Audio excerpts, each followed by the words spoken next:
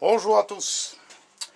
Alors il y a quelque temps, j'ai un abonné qui m'a demandé comment faire des poignées en fer.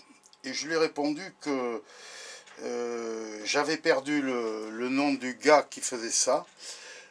Parce que je voulais le citer, et vu que c'est lui qui a trouvé ça, je voulais le citer, mais j'avais perdu. Et je l'ai retrouvé. Donc en plus, j'ai besoin de poignées pour ma cuisine. Je vais donc vous faire voir comment il fait et comment je fais. C'est à peu près la même chose. Alors par contre, là j'ai un petit étau. C'est pas le mieux, hein. Mais le gros qui est ici, si vous pouvez le voir là, le gros là, il a un gros problème. Il y avait une espèce de goujon là, ici là, vous voyez, là, et le ressort est passé au travers. Ce qui fait que j'ai taraudé.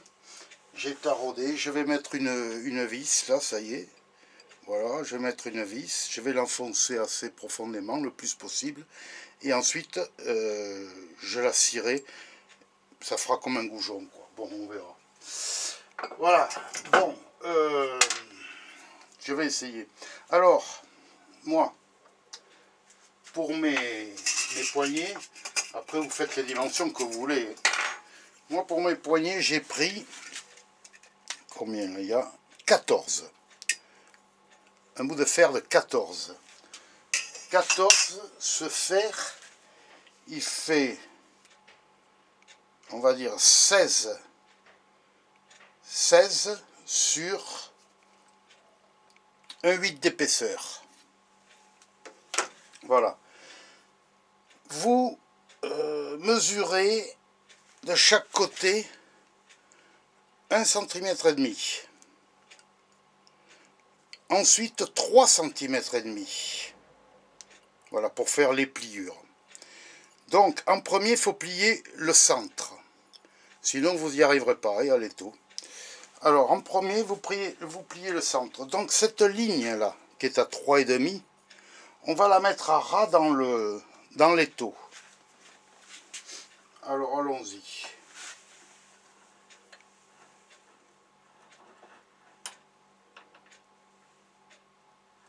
Voilà, elle y est. Ça, c'est pas un bon étau, hein, je vous le dis. L'autre non plus, hein, mais enfin. Oh, voilà. Et ensuite, avec un petit bout de bois, coupé à 45 degrés, ici, et bien c'est là qu'on va plier. Avec ça, grâce à ça. Alors on y va. Vous voyez, je le positionne ici. Il va falloir plier jusqu'à qu'il touche cette... vous voyez pas là. Jusqu'à qu'il touche cette partie-là. Ici devant. Allez, allons-y. Je mets un gant parce que...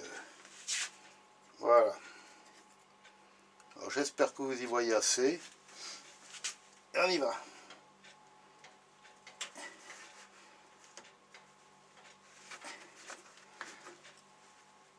Ah, là ça va parce que c'est pas trop épais, mais c'est pas le bon étau, hein. Voilà. À peu près, hein. Enfin à peu près. À la défaire. Vous voyez, j'ai plié grâce à ce morceau de bois. Ok. Bon, maintenant on fait l'autre côté.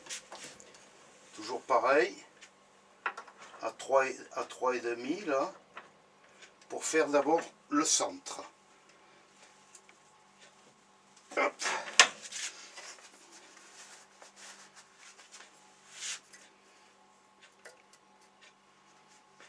Alors, comme je vous ai dit, c'est Tim Way, le gars, qui fait ça.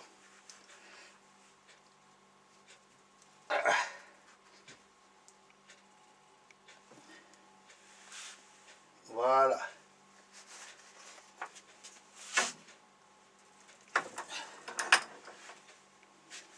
Donc, vous vous retrouvez avec ça.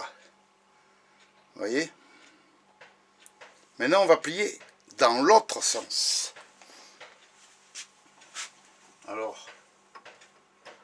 là on se met à 1,5 là, à la marque à 1,5.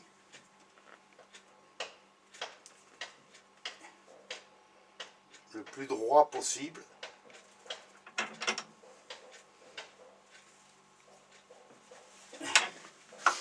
Et maintenant on va plier dans l'autre sens avec le bois à l'opposé. Il n'est pas très droit, mais c'est cet étau qui serre mal.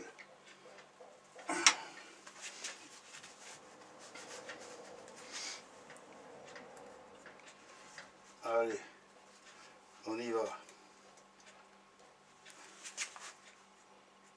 Je suis désolé si vous n'y voyez pas trop, mais ma position n'est pas enviable.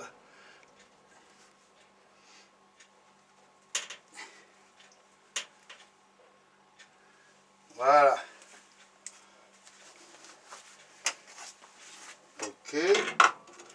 Alors je vous fais voir ça. Voilà, on a plié dans l'autre sens maintenant. Ok. Voilà. Maintenant, on fait de l'autre côté.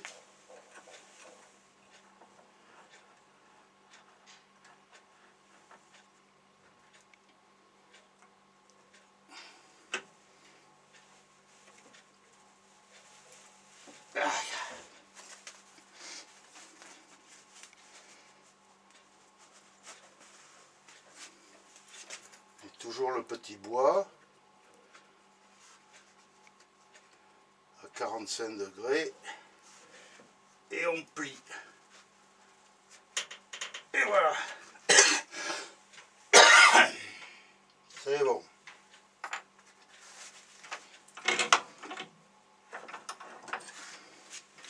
Voilà votre poignet. Vous n'avez plus qu'à arranger parce que là ça relève un peu.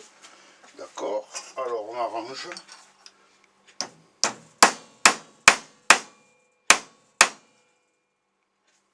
Voilà.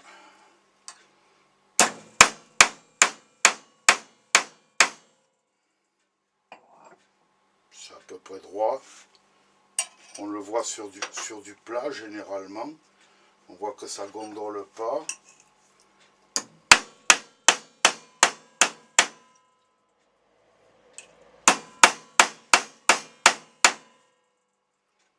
On se met bien à plat. Et voilà. Voilà la poignée. Elle est faite. Alors ça va assez vite. Et au moins vous avez toutes les poignées, si vous en avez besoin de plusieurs, toutes les poignées qui sont de la même dimension, la courbure également, ainsi de suite. Après, bon, à la meuleuse, il vous reste à arrondir ici les bords, là, hein, faire un trou, et puis voilà, votre poignée est finie. Voilà les gars. Bon, mais à la prochaine, ok? Et puis, passez à l'ombre. Allez, ciao, ciao, bye.